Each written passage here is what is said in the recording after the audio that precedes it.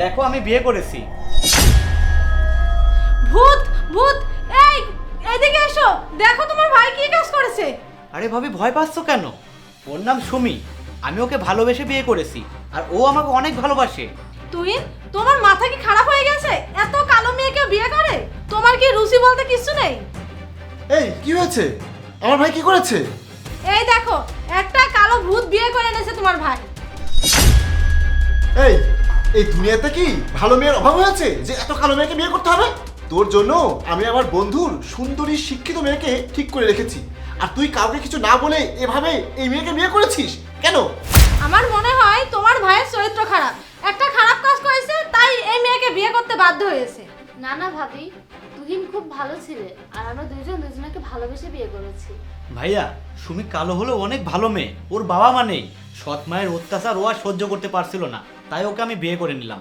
ওকে নিয়ে সংসার তো করবো আমি, আমার তো কোনো সমস্যা নেই। এই চলো।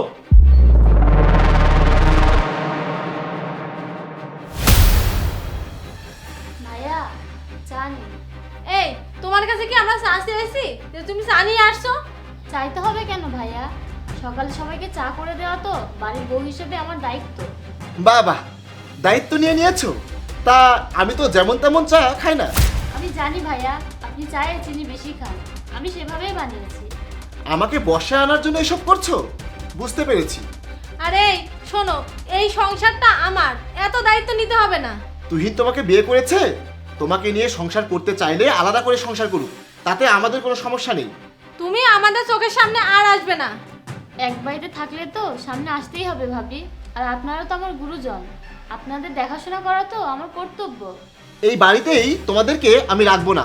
তোমাকে নিয়ে থাকলে আমি তুহিনকেই এই বাড়ি থেকে বের করে দেবো।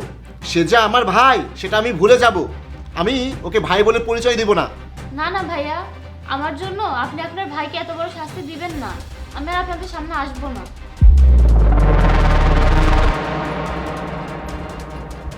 তোমার ভাই ভাবি আমাকে তাদের সংসারে রাখতে ইচ্ছুক না।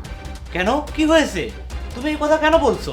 তুমি আমাকে নিয়ে সংসার করতে চাইলে তাদের ছেড়ে অন্য কোথাও গিয়ে সংসার করতে বলেছে, তাই আমি চাই না তুমি আমার জন্য তাদের ছেড়ে চলে যাও, বরং আমি চলে যাই। ঠিক আছে, তুমি চলো আমার সাথে।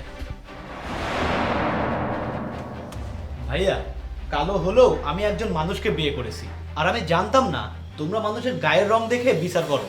আমি ওর রূপ না, ওর মনটাকে দেখে বিয়ে করেছি, আর ও আমাকে অনেক ভালোবাসে।